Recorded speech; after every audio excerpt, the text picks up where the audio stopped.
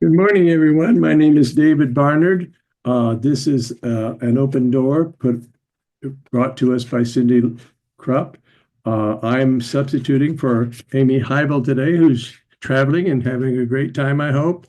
And we're gonna have our lesson for today. But what I'm going to start doing is read the names of the previous lessons up until the one of that we have today. I'm going to close my video, and you might do the same thing if you want to close your eyes or relax or do whatever you do. That's great. So I'm here. We're going to start. Nothing I see means anything.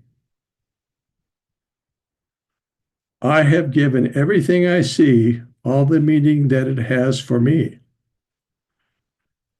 I do not understand anything I see. These thoughts do not mean anything. I am never upset for the reason I think. I'm upset because I see something that is not there.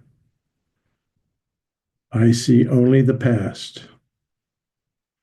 My mind is preoccupied with past thoughts. I see nothing as it is now. My thoughts do not mean anything. My meaningless thoughts are showing me a meaningless world. I am upset because I see a meaningless world. A meaningless world engenders fear.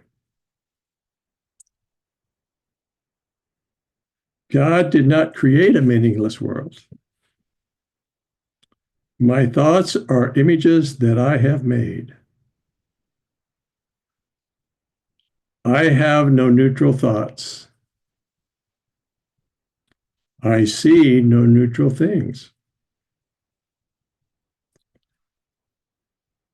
I am not alone in experiencing the effects of my seeing.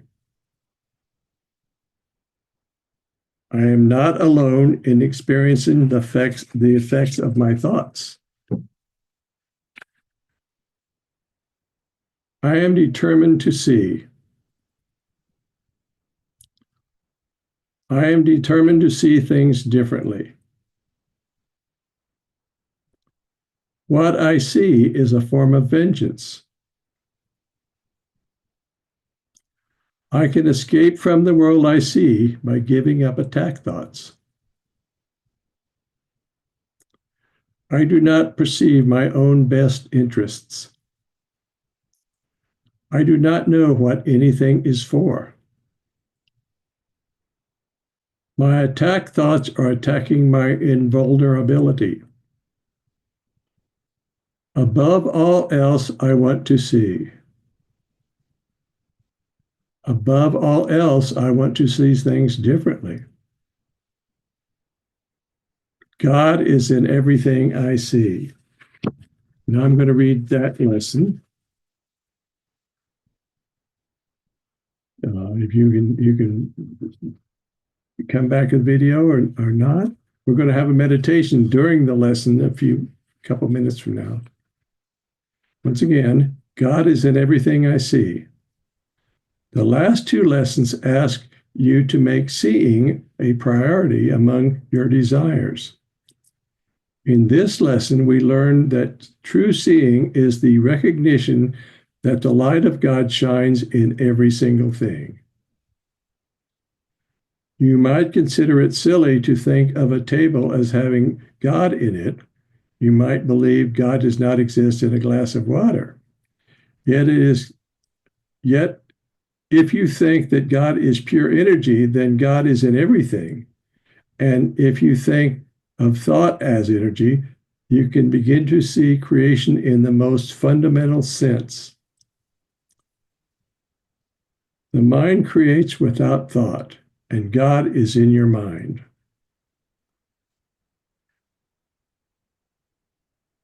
The application of today's lesson opens the door to appreciation, love, and open-mindedness. we begin to see the unlimited oneness that is our world. There is a light in every single thing that surrounds us, both animate and inanimate. Everything is connected. Nothing is as it appears. For many, this would be difficult to absorb. It certainly goes beyond the way most people see the world. We have a hard time seeing God in our neighbor, much less in a tree in the backyard. And yet we are learning that nothing exists outside the mind of God. This is entirely logical thought. There is only one first cause. And I didn't understand what first cause was, so I looked it up. The first cause, I mean, everything we think in the world is cause and effect. But the first, before there was nothing, there was there was nothing, and then there was the first cause, and then at that first cause, then there was an effect. And so that, from then on, everything proceeded as a cause and effect. Everything that exists contains this first cause, and nothing exists apart from it. We are inseparable and completely free all at once. What a wonderful thing to know. Today's practice follows a now familiar pattern. Take your seat and place your awareness inside. Let go of the world and allow the body to relax. Place your attention on the breath for about 10 breaths. Don't force anything. Allow the breath to be as it wants to be. So let's close our eyes, and you can turn off your video if you want, and just take 10 breaths. Don't force anything. Allow the breath to be as it wants to be. It will settle itself into its own relaxed pattern. Just watch it. So let's do this.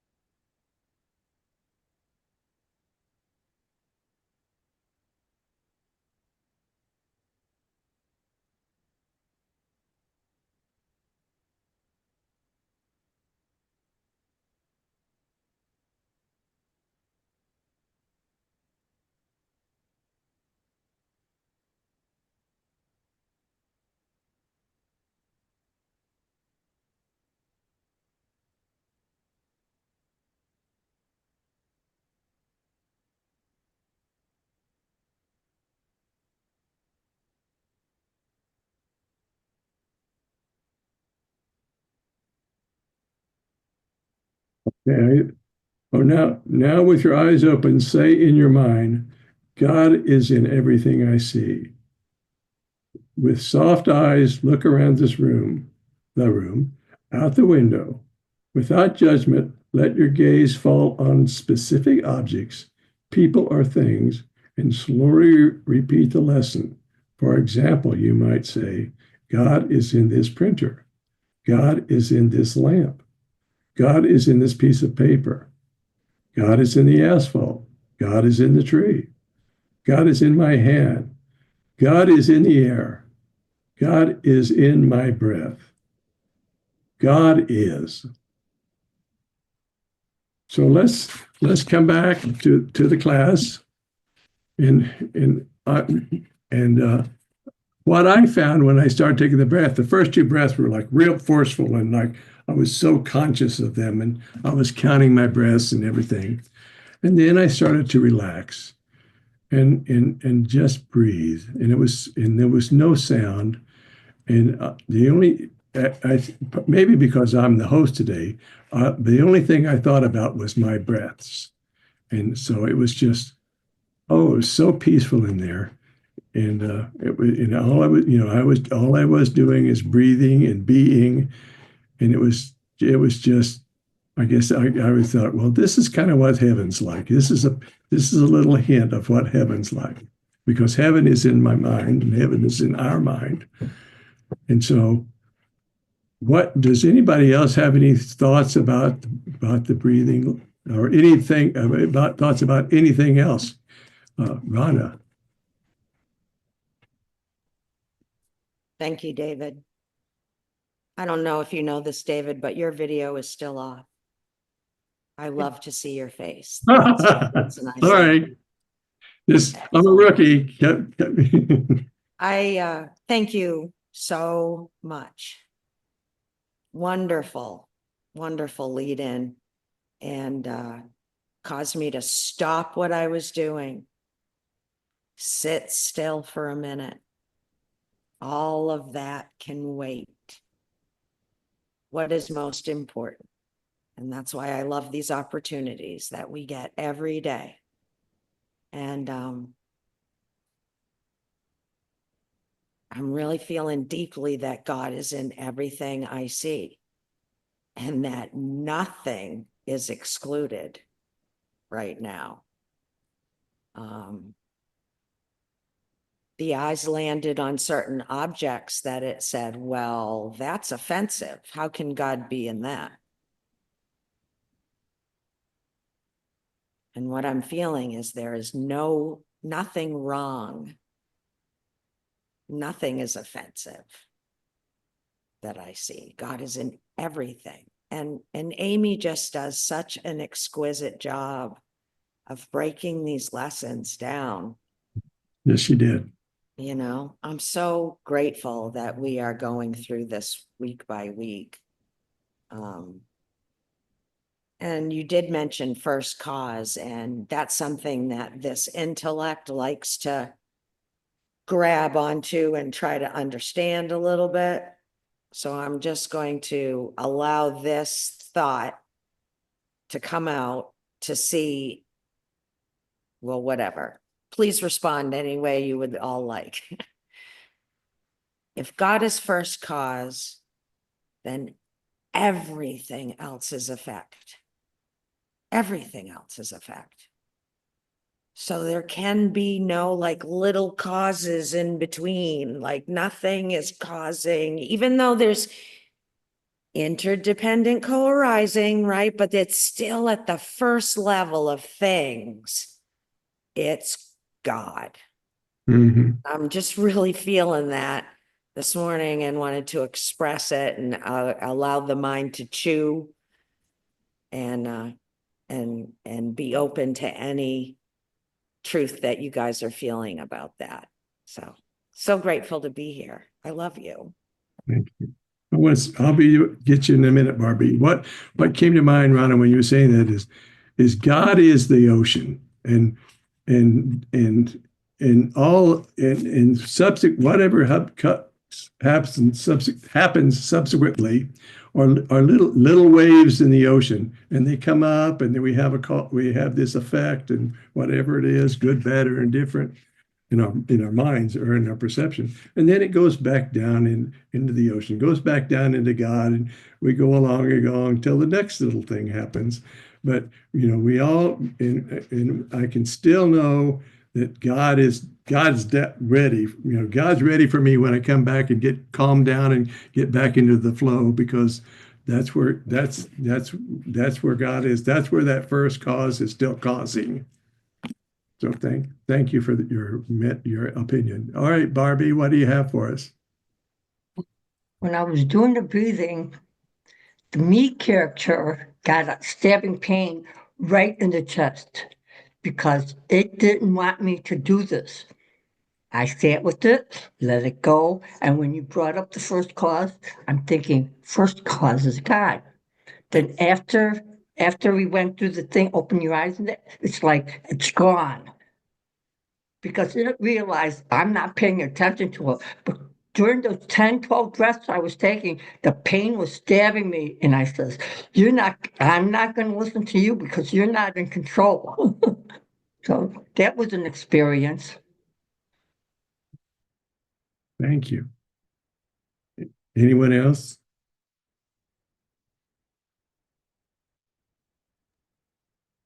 Patricia. Yes. When you said everything is God and the breath is God. So as I was breathing in, it was so wonderful to breathe in God and feel my heart, feel this area in my heart just open up to each and every one of you. So thank you for this experience, David. Yeah, when I was breathing, it was like,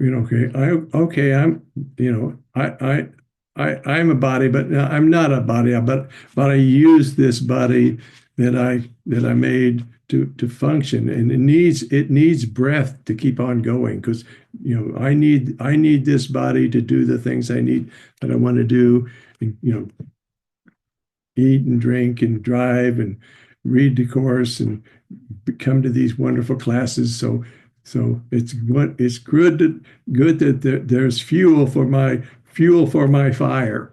And so we all know that fire needs oxygen, and so bring in that oxygen to keep the fire burning. So, And when you burn that and when you take that breath in, you need God to keep going. yeah. Thank you.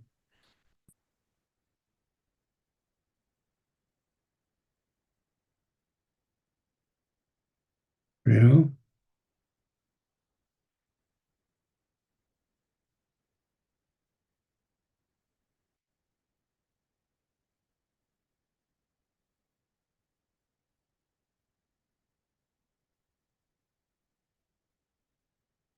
yesterday I went on a hike. It was a wonderful solo hike, and I go to this safe place so my wife doesn't worry that I fall in the river or something. And so it's like a 12,000 step hike. It's pretty easy. And so, but when I was there, walking along the way, and it's spring. Spring is wonderful because things are starting to come up, and little flowers, and somebody's britches. I can't remember what those flowers are called, but it's something. And it was just so peaceful, and like you say, God was in everything I saw. I mean, God's in everything I see here too. But it's so much. It's such a wonderful thing to see the things that are life. The things, the trees are starting to bud out, and it seems like in the woods, the things that before the trees have leaves and cover everything up, the little flowers around the base of the trees and so forth, it's their time. It's like March and April are their time to get in there and get their flowers going and get their seeds starting to be created to spread around, so there could be more little flowers next year before the trees leaf out and take most of the sun. Dogwoods are one of my favorites, and they'll probably come up and start blooming in a few weeks, and they do the same thing. They're in the underneath of the big trees, but they have their moments, and it's like everything has its moment in life, and it's wonderful to see things blossom out in there when it's their time. So I really thought that was a wonderful thing. Richard, bring us some wisdom. Morning, everyone. Love you all, and great job, David. I appreciate you taking the reins today and leading us on this lesson. Listening to your shares, I thought of God being false, God is love, and therefore, if there's God in everything, there's love in everything. So, and you've heard me say many times, I'm trying to focus on being the love that I am in truth. And so seeing the love in everything is easier for me than seeing God in everything. I still have an issue with the label God because I was brought up to believe it was something separate from me, a holy object that I would never be. And so I love the idea that God is love and love is everything. So it's easier for me to say love in everything rather than God in everything, particularly when it comes to other separate selves. I can say God is in everything. That sounds really nice, but there are people that cause me conflict every once in a while. And it's hard to say, I can say God is in them, but it's hard to say love is in them. They are love, and I am love, we are one. So that's why I kind of went when you were reading the lesson that I substitute love for God quite consistently when I studied the course because I find that much easier for me to deal with on a moment-to-moment basis than believing in some separate entity. So, love you all. Thank you. Yeah, I was just when you're hearing say that I say God because the course keeps uses God probably in every page probably, and love sounds to me it rolls off my tongue a lot easier than God. I mean, I say God, but then I go, well, is it kind of God? Maybe it is, maybe it isn't. That it's just a word, but love is a better word. I mean, and because other things that I hear, describing, the whatever, the higher power, whatever you want to call it, they're limited but because we can't know everything, we can't describe everything, that we can't describe the indescribable.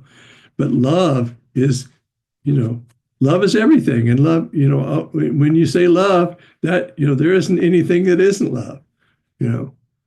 That we think that we have to call for love sometimes, and but I think we're just calling ourselves back home to love because the love is always there. So we're not calling love to us; we're calling ourselves back to love and we never back to the place where we never left, but we thought we did. So that. Thank you for bringing it up that way because that makes sense to me. Thank you. God always, everybody seems to have their own idea of what God is. But there seems to be a unity about what love is. Even though the Course says a special or holy love or all-encompassing love, but there's only those two ways of seeing love, either as a special self, separate self, or as the one self. And but God is, everybody has their own definition of what God is. So I think it's more easily understood love is than God is. Yes. Thank you. Cindy.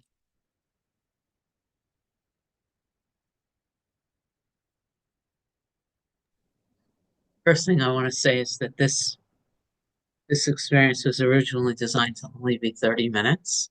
So we don't have to feel, we don't, we don't have to feel like we have to fill an hour if there isn't an hour. relative to words, there's a favorite line of mine from the Tao. And I know in Regina's version, everything's the way. But for me, the line from Stephen Mitchell's version is the Tao is that which comes before God. And it reminds me that words are words, symbols twice removed. So we're pointing at utilizing a symbol to describe an experience. So every once in a while, I drop into the using Tao, or Supreme Consciousness, Brahman, and I like those words. They work for me because they're very impersonal. They're not part of my upbringing at all. And I've been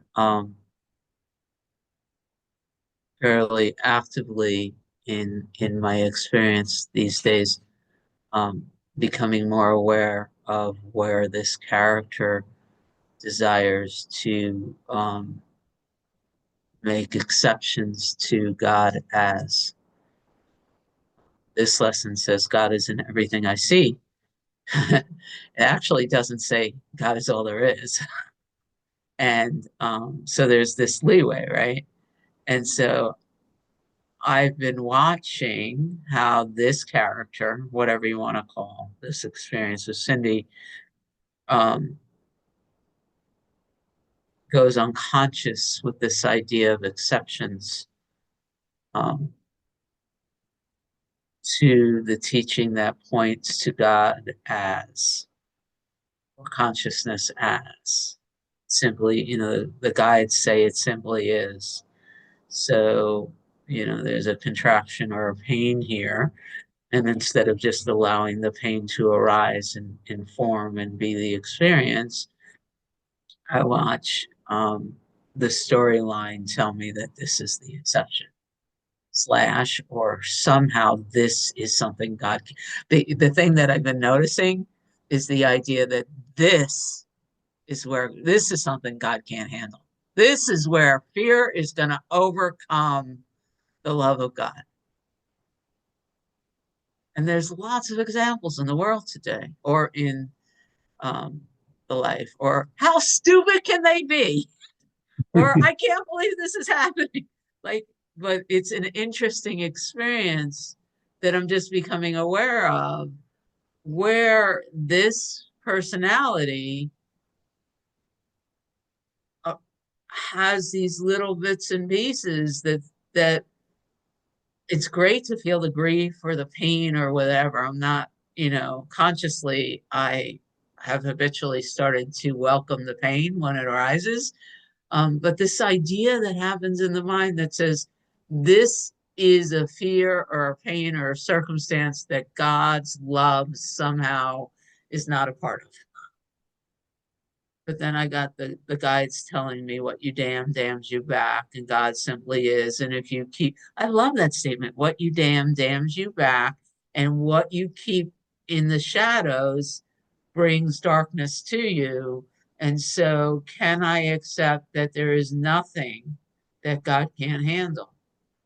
Because God is all there is. So that's a little inside view of what's been entertaining this one lately. Yeah, it's like what I love loves me back.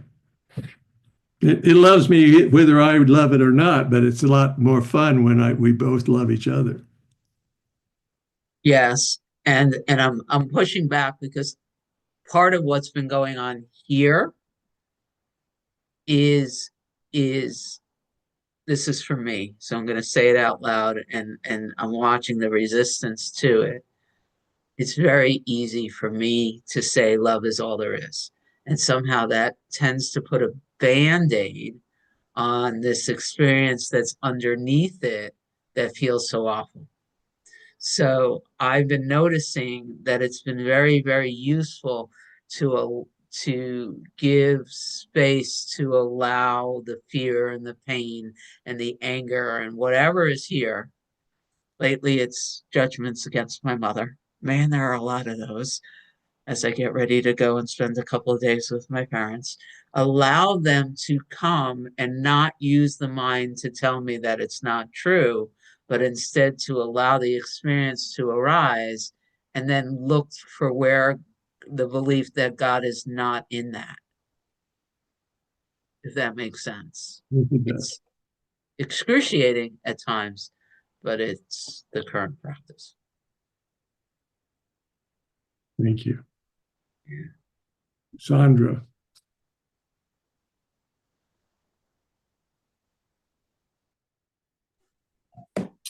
Good morning, my friends. For some reason, that sounded like Miss Rachel to me. Do you know Miss Rachel? Any of you have babies in your family? Oh, anyway, Miss Rachel. It's funny. I love so much about what's being said today. And Cindy, once again, the words you use just resonate so much. Words are twice removed, symbols. And that truth, that I have to rely on words to make an attempt to communicate the experiences. So that's what I'm going to do without really knowing what's going to happen. So many things came up while each of you were speaking. And one thing was, well, first of all, that last line of Amy's, God is in everything I see. And as I practice this lesson, it should bring peace and certainty. Both are within your right, my right to have peace and certainty. Peace and certainty. I feel peace and certainty quite a lot these days, even within the chaos. So then another random thought was similar to what you were saying, Cindy. God is in everything. God is first cause. This is going to sound familiar. What about the Holocaust? In comes that thought, right? What about what's ugly? What about what seems to be hatred, not love? So those thoughts, I watched her with those thoughts. And then came in yesterday's lesson that Cindy did, which was really so lovely. But there were many paragraphs in the Course in Miracles prior to the paragraphs that we read. And they were all about how we are created and we create. Somehow this all links together in my being. I know it's really random coming out, but so what settled in was the peace and the certainty that this life, that's another word for God in my mind, life, the life force. This life is so miraculous, so amazing, simple and yet complex, that our source gave us this ability to create as source. And we create many things that may not appear to be beautiful and loving and peaceful. We as a species create many, many things. And we do this as source. And the mind wants to say, why? What the hell is going on? You know? And there's this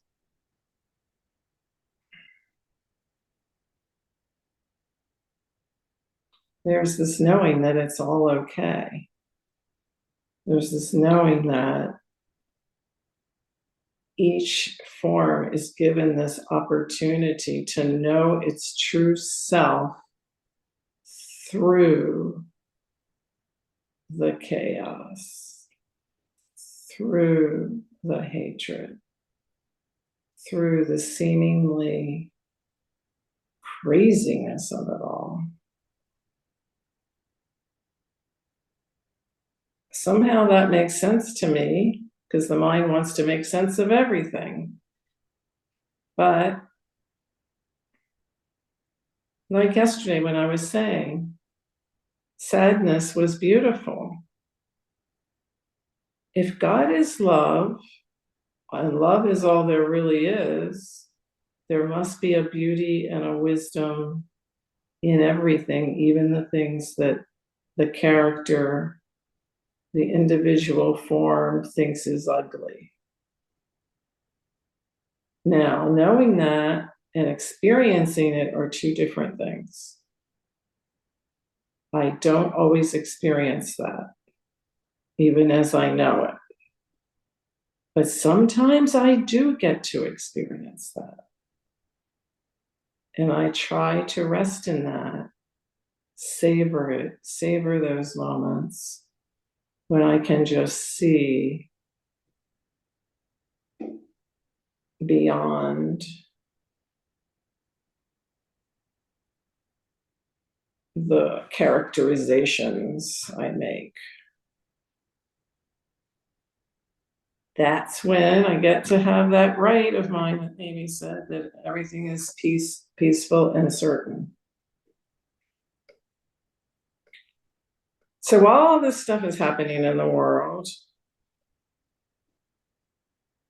I don't want to just do spiritual bypassing to say, oh, it's all is love. I see, just try to convince the mind of something that is not a true experience. Instead, I'm doing, as you said, Cindy, experiencing it as it comes up, knowing that I too am a creator. I am a creator.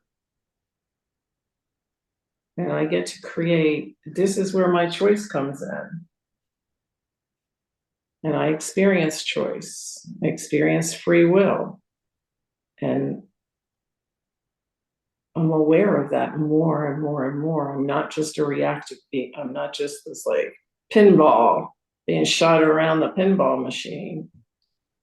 There's a stimulus and there's a space and then I get to decide.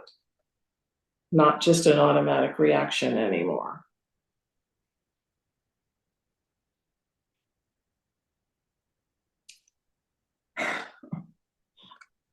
That was a lot of tangents. Thanks for listening to all of that, my friends. Well, thank you for bringing those things to our attention. I mean, when you were talking about that, I'm not going to forget. Forgive me, Barbie. I can't. If I don't say what I think, before I forget it, I lose. Last night I was in. Betty and my wife, were talking about politics, and there was something, and she says, "Oh, I hope the Congress doesn't pass out." I said, "They're going to pass it." I said, "There's no way they're not going to pass this shitty thing." And she goes, "You're always so, you're always so negative," and I am. I mean, about things like that, and two things have to happen. Is one, I trigger her with my baseline negativity. I guess I could say that. Well, everything's going to end up in the toilet. We'll never get out of this mess, and et cetera, et cetera. And it triggers her, and then she goes, gets really reactive about that. And so I got to watch what the hell I say, because that's not my job to trigger my wife's worries.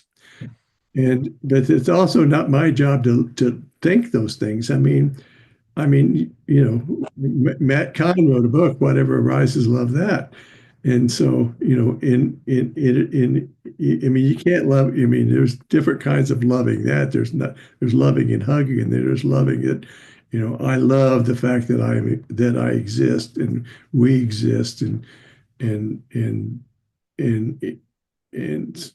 so things come up, and we can judge them, I can, or I can, hold a grievance against them, but that just clouds up. That hides that hides the light. All those clouds of sadness and judgment and grievance. It just cover. I'm missing out on the opportunity to express and live that love that I'm here to do, and I can do if I just let myself do it and not dwell on the other stuff. So thank you for pointing that out again, Sandra, as you always do. Barbie, what do you have for us? This is only my fourth time going through the lessons, so I'm so glad that Amy's interpretation, I understand it better. It's hard for me to say God is in this cup, God is in this chair, God is, and like Richard said, love is easier, but when you can't stand somebody, it's hard to even say. But when Amy says God is energy and energy is everywhere, that I could understand. And I think that's how I'm going to see things differently. God is energy. I know God is in the water. I drink the water, whatever. But that's an easier interpretation to understand. That's all I have to say. Thank you. Now, but to be contrary, because that's what I like to be, is that if I have to say love is everything, love is certain political people that I don't care for, then I have to go, oh my God, I don't want to do that. I don't want to love this person. I don't want to love this thing that they did that I thought I judged to be awful. But if I just look at it with okay, the only thing I can do about this thing is love it. How do I do that? How do I come to get rid of all my judgments and all my grievances and how do I find love in that? And so that would be that to me. That's going to be I don't know how I can do it, but I can try. Maybe someday I'll be able to do it, but right now all I can do is try to find the love in everything. For me, I don't like talking politics with everybody because not everybody's on agreement. But the fact is, I lost friends because of politics. And they won't even say hi to me. They didn't even wish me happy birthday on my birthday. It's really bad. They didn't even stop over here for Christmas. And prior to this, everything was kosher until politics came into it. And I don't like talking politics either but it is what it is, and I have to deal with it. So Look for the love. I try. Okay. Richard. Great conversation. We all deal with this issue, I think, at one level or another. And what has helped me is the basics of the course say that the mind was split when it recognized itself as separate from its source. There's only one mind. So what I like about the world we experience was made by the ego. It was the projection of sin, guilt, and fear in the mind so that the separate self claimed to be innocent, but the world was where all the problems were. So, and that's what we experience on a day-to-day basis. The Course says we create when we're in the right mind, and we make everything else we experience as made and not create. So what I've boiled it down to really simple for me. There's only one thing that we can create. The extension of love that we are. That's all. So and everything else is made. Now, what came to mind when Sandra was sharing about her frustration with the world is the quote that is given to Jesus in the crucifixion. Forgive them, Father, for they know not what they do. So I like to change that. Forgive them, Father, for they know not who they are. So we have multiple sons of God because we projected out the one Son of God, projected all these holographic images of himself or itself onto the world we made, he made, we made, and that's what we experience. All these people in this world who don't know who they really are. They think they're a body. They think the world is real. They think the world is important. They think certain things are beautiful and certain things are ugly. They think certain things are good and certain things are bad. And that's what we experience as separate selves. And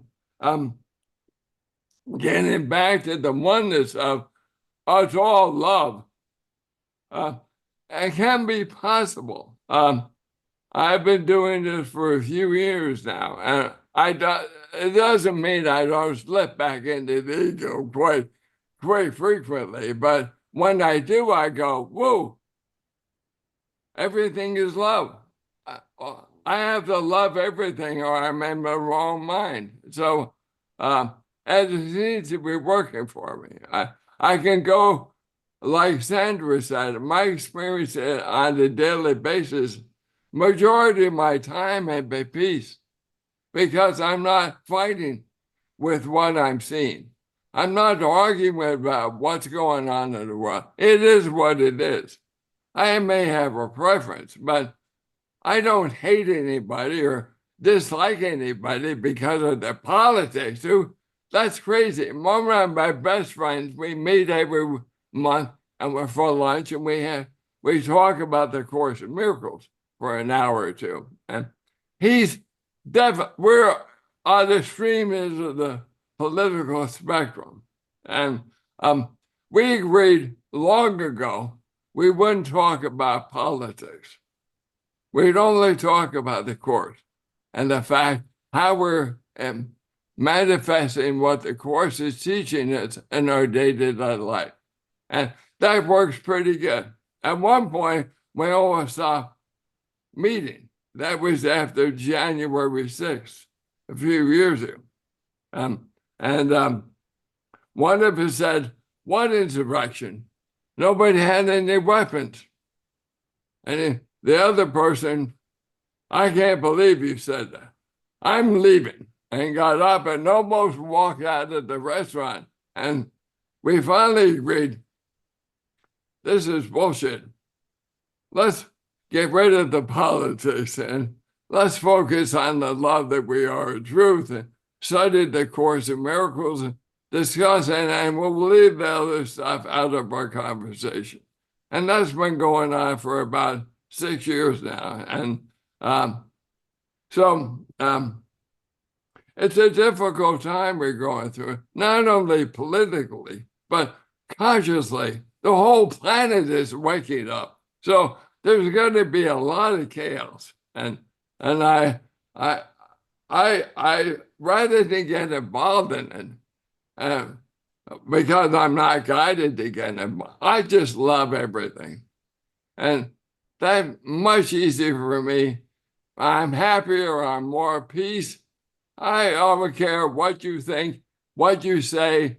I love you, regardless of, because I love you just because you're part of my experience. So, hope that helps some of you that are having difficulty with the times we're going through. It's all okay. It's all love. It always helps, Richard, when you have something to tell us, to teach us. So thank you. Yeah, when you were talking, it's so interesting. All these people, people. Just everybody talks, says these things, and then something in my mind just sort of explodes. And what I was thinking is I'm somewhere in the chorus that says we're here to save the world, and I go, what the heck does that mean? And so then I envision, the world is a big parade going down Main Street, and we got our pooper scooper, and we're in the back of the horses cleaning up the crap. And then we go, well, what do I do with all this crap? Well, you can take it to the garden and use it as fertilizers to grow beautiful roses. So that's my analogy of what you just said. So everybody's got a point of view. Right. So thank you again, Richard. Patricia, tell us something good. My first response to that was, I don't know what good I have to say, right? There goes self-doubt, just creeping in. What I wanted to talk about was we're talking about love, and I remember my years in Buddhism, and definition of God in Buddhism is big mind. That the big mind, that's what we're part of, is big mind. I kind of like that because big mind is made out of love, and it's made out of this, and it's a creation. And then I started to think about it, and I got into my psychological analytical mind, and I went, well, what is love? It's creation, it's acceptance, part of love. And that really rang a bell. Part of love is acceptance. I accept what is. I accept you all for who you are without judgment. And maybe that comes out of the 12 steps. And that was certainly a big lesson for me, because I had something to say about everything. But if I just accept what is, that it's happening because it is happening, period, and not make a big deal out of it, which I have a tendency to do. So I accept what is. It's all part of big mind, at God, the creator, whoever. And I remember something from that Cindy mentioned from listening to Paul Selig, which is it's going to take 3 generations, I believe, for some form of transformation to occur in the world. I think that was correct, Cindy. I'll check that out with you. Thank you. And I love you all. Good. We're glad. Cindy. So transformation is occurring now. Really important. It felt really important to say that. The pointing was that if you're attached to linear time, it'll take 3 generations for human consciousness to be experiencing a world without fear. But there's no on, like what's very important for me in my practice is that there's no on-off. And the only moment that exists is this one. So every time I feel like I'm waiting for something to occur, I know that there's an opportunity to sink back into now. It was fun. I was having fun because I would raise my hand and I looked and I was like, I wonder why I raised my hand. And then the next thought was, I could lower it. And then the next thought was, nah, Cindy will catch me. So I didn't lower it. I had to hold myself to the same standards. And then at some point I said, there was this realization, I'm learning a lot by quietly listening, and the guides have been very useful to me. And now this David Jihad, being able to listen to basic Kabbalah teachings without being attached to them being special has been very, very useful. But the very first audio that Suzanne sent me from the guides has a very simple practice that has been very, very, which is what pulled me in. And as I'm listening to myself respond to this conversation, I came back to this practice. And the practice is, and I recognize how difficult it is for the thinking mind to do this, is to ask whatever it is in the world what it is. So there's this thinking mind here that knows that's a tree and knows that that's a problem and knows that that's a government, knows that that's a friend and knows that that's a mother, but that all comes from past and history. And this practice is just to stop and whatever it is that seems to be outside of me, to ask it to inform me. What are you? Why are you here? What are you here to show me? What are you here to teach me?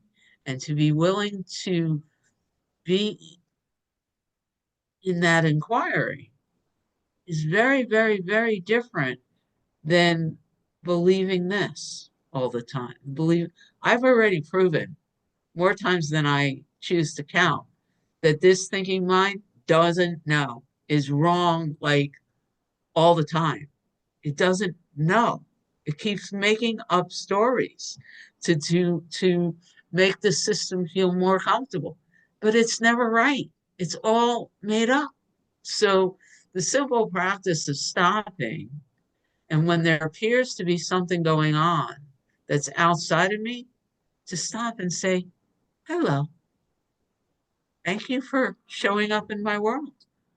I'm willing to listen. Can you tell me who you are and why you've gifted me with your presence? And now I'm acknowledging, David, that Sandra's hand went like this. Okay.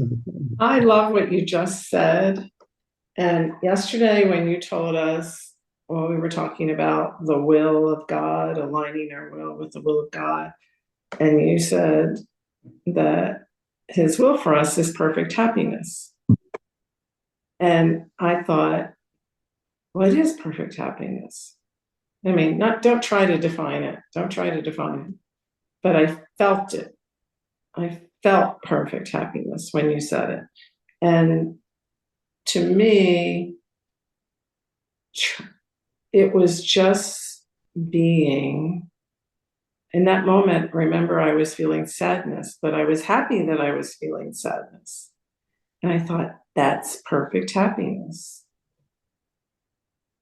Being happy that I'm sad, seeing God in everything, accepting every moment as it is, loving what is, asking what it has for me. What is it offering me in this moment? And sadness was offering me a beauty that is beyond understanding. Is beyond, it really is beyond understanding. That we can live life like that. As everyone has so eloquently already said. And I'm so grateful for that. I'm just grateful that I can experience perfect happiness in every moment, no matter what is going on out there. Yeah, like to reiterate what I'd said about Matt Kahn's book, whatever arises, love that. Because it is. I mean, it's life. Thank you. Thank you. So it's getting close to, can we sing we still have time to sing our song, Cindy, or play our song?